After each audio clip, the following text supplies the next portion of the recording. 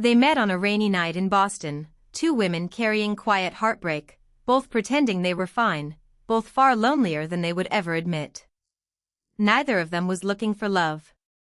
Neither of them believed in perfect timing. But sometimes, the person who changes your life doesn't arrive with fireworks. Sometimes she walks into your world dripping with rain, asks for a book she doesn't really need, and leaves your heart beating differently than it ever had before. For Maya and Elena, it started with one conversation. But by the end of that winter, they would both have to answer the same terrifying question: when love finally feels like home, are you brave enough to stay? Boston was beautiful in the fall, but it could also feel cold in a way that had nothing to do with the weather. Maya knew that better than anyone. At 31, she spent most of her evenings inside her small independent bookstore, Paper Lantern, a quiet little place tucked between a cafe and an old record shop on a narrow street in Beacon Hill. The store smelled like coffee, paper, and wood polish. It was warm, familiar, and safe, which was exactly why she loved it. Books made sense to her. People didn't always. That Thursday night, rain tapped steadily against the shop windows while Maya stacked a few returned novels onto a display table near the front. The clock on the wall read 8:57 p.m. She was 3 minutes away from locking up when the bell above the door rang. She looked up automatically. A woman stepped inside, closing a dark umbrella behind her. Her coat was damp from the rain, and tiny droplets clung to the ends of her dark hair. She looked elegant in an effortless way, the kind of woman who carried both confidence and sadness like they belonged together. Maya gave her an apologetic look. "Sorry, we're closed." The woman paused, then smiled, not flirtatiously, not arrogantly, just warmly. "Please tell me you'll make an exception for one desperate customer." Maya folded her arms. "That depends." "How desperate?" The woman laughed softly. "My sister's birthday is tomorrow morning. She loves books. I forgot to buy her a gift. So, embarrassingly desperate." That made Maya smile despite herself. 5 minutes, she said. 5 minutes is all I need." The woman stepped farther inside. "Thank you. I'm Elena, by the way."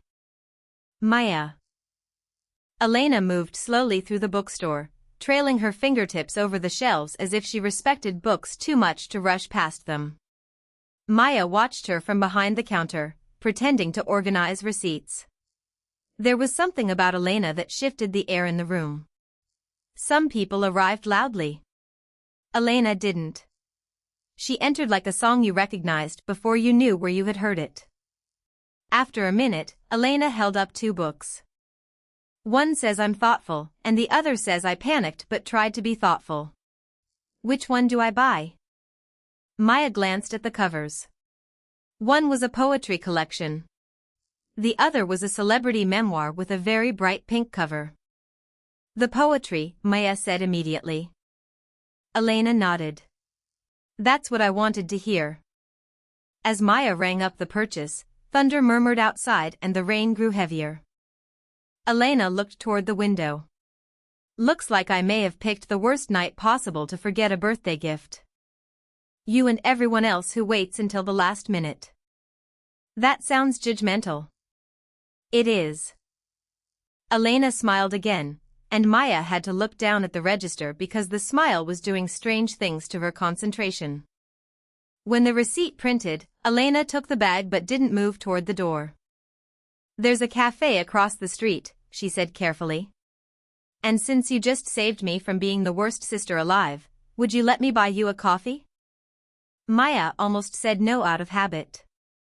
Not because she wasn't interested. That was exactly the problem. Interested was dangerous.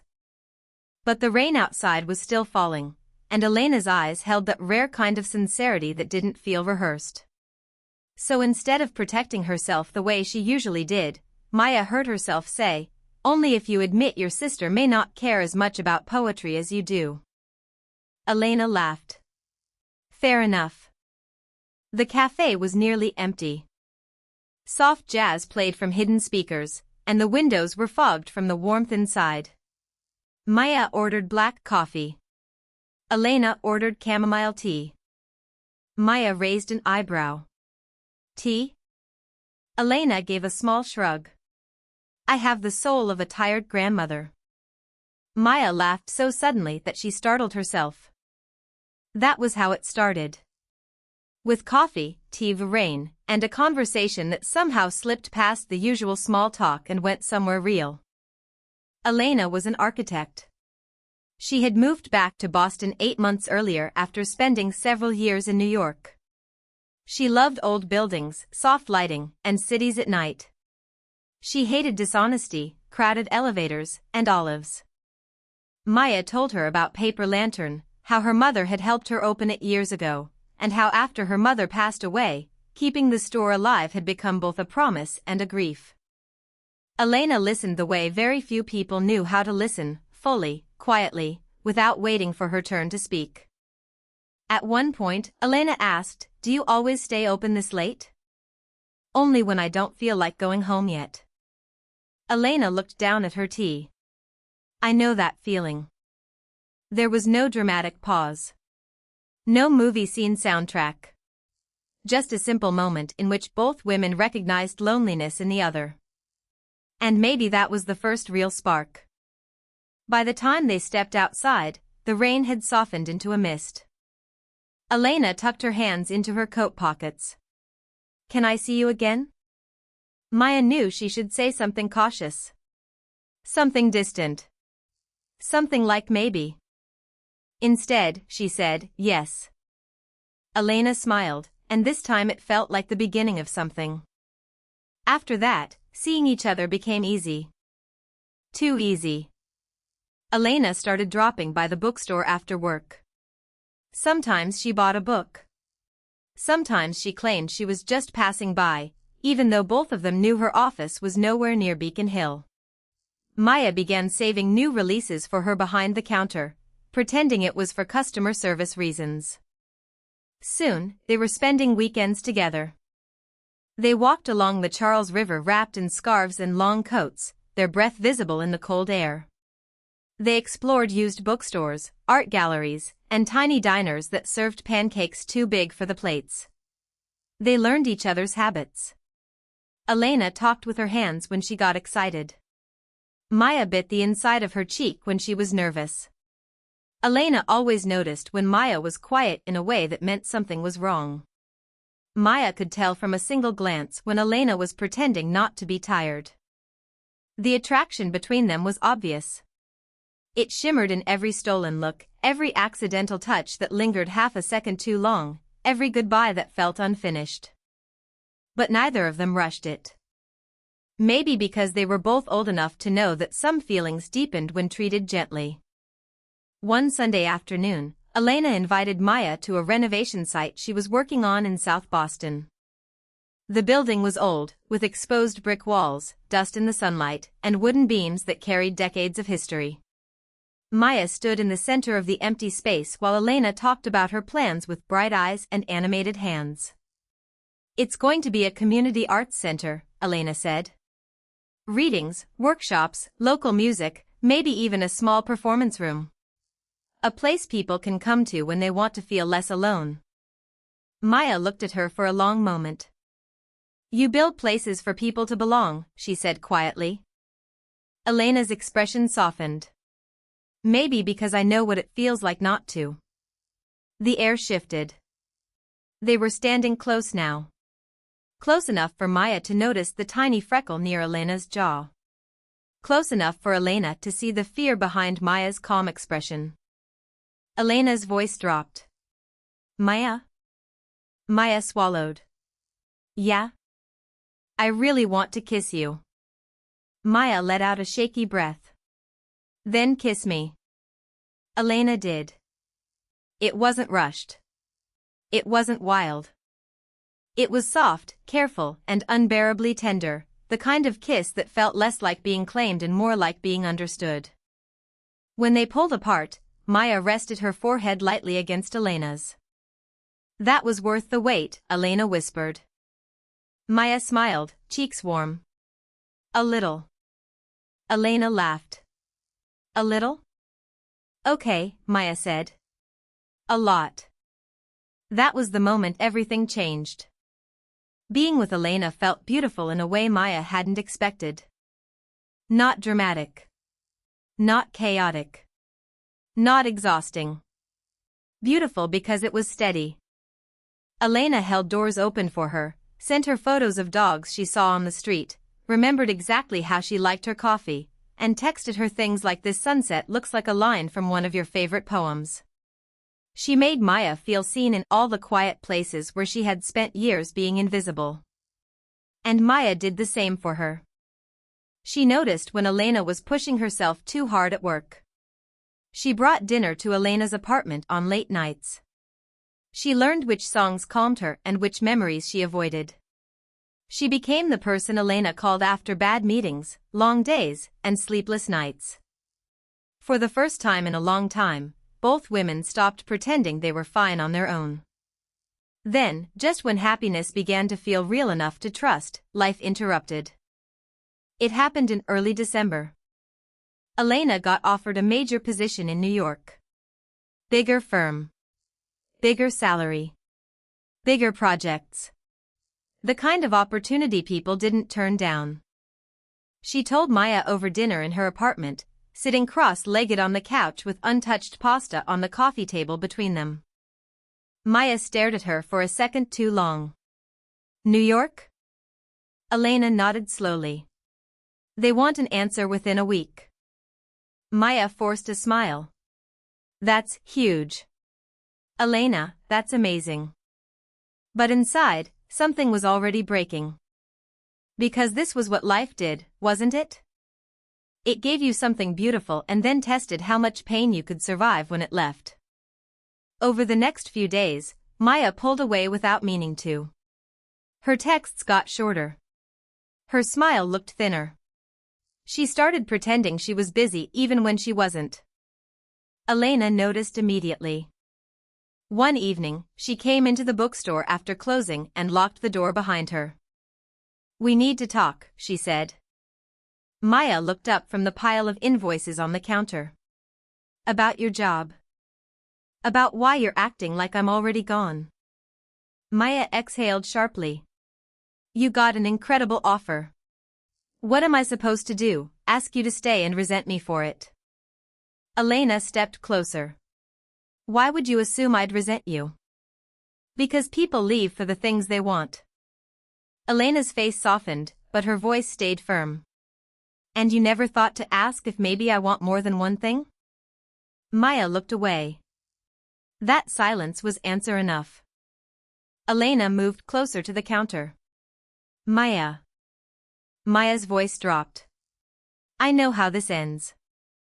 "No," Elena said gently. "You know how other things ended. That's not the same." Maya laughed bitterly. "You don't understand." "Then help me understand." For a long moment, Maya said nothing. When she finally spoke, her voice was quiet and raw.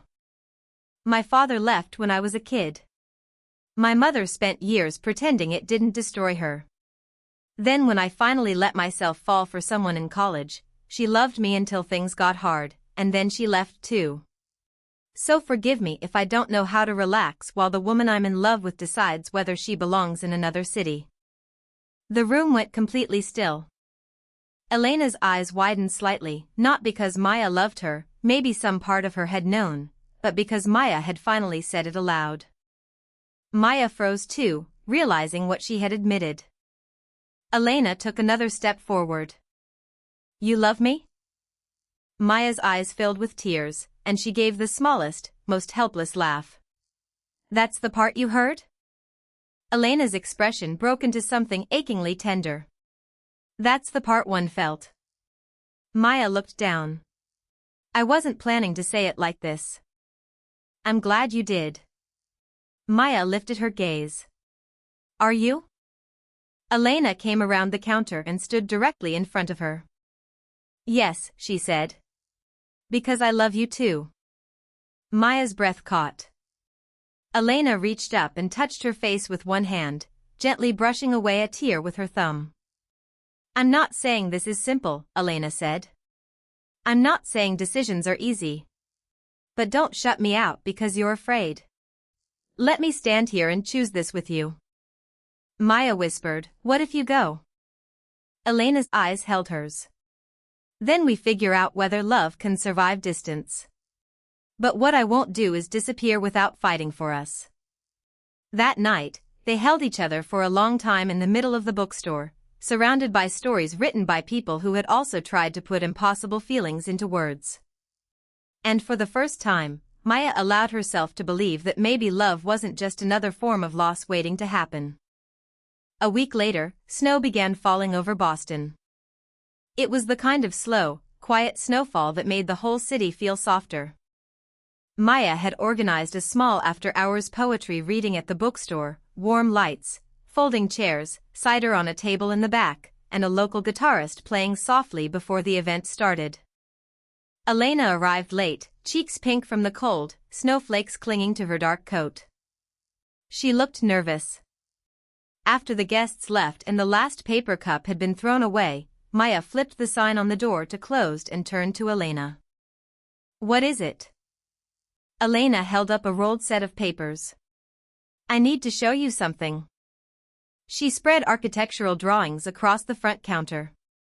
Maya leaned closer. At first, she recognized the layout immediately, the Community Arts Center. But then she saw something new in the corner of the design, a small reading room lined with shelves.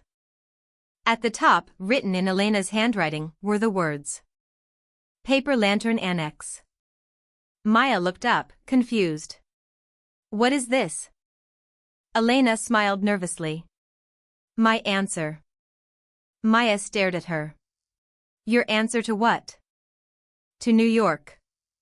Maya's heart pounded. Elena. I turned it down, Elena said. Maya's lips parted, but no sound came out. Elena stepped closer. Not because I'm sacrificing my future. Not because I'm settling. I turned it down because this project matters to me. This city matters to me. And you matter to me. Maya's eyes filled immediately. Elena took her hands. I want to build this place here. I want your bookstore to have a second life inside it. I want mornings with you, long winters with you, boring Tuesdays with you. I want the real thing, Maya. If you still want it too. By the time Elena finished speaking, tears were already running down Maya's cheeks. I do, she whispered. God, I do. Elena laughed softly through her own emotion. Good. Maya shook her head, half smiling, half crying. You stayed. Elena pulled her closer. No, she murmured. I chose to. Then Maya kissed her with all the fear she had finally decided to release. And Elena kissed her back like she had no intention of ever letting her fall alone again. Outside, snow kept falling.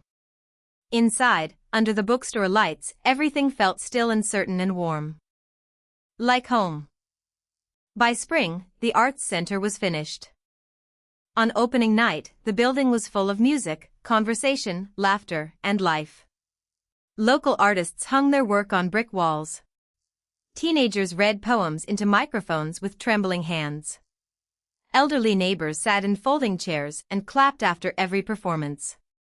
There was coffee, soft lighting, and that beautiful human noise that fills a room when people feel safe enough to belong.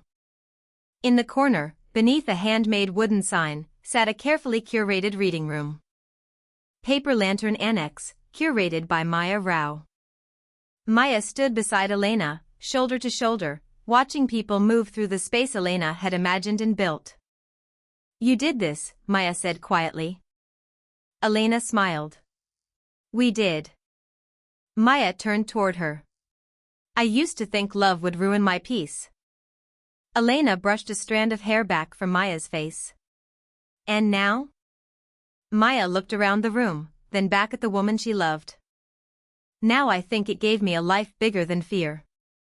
Elena's expression softened into that same warm smile she had worn the first rainy night in the bookstore.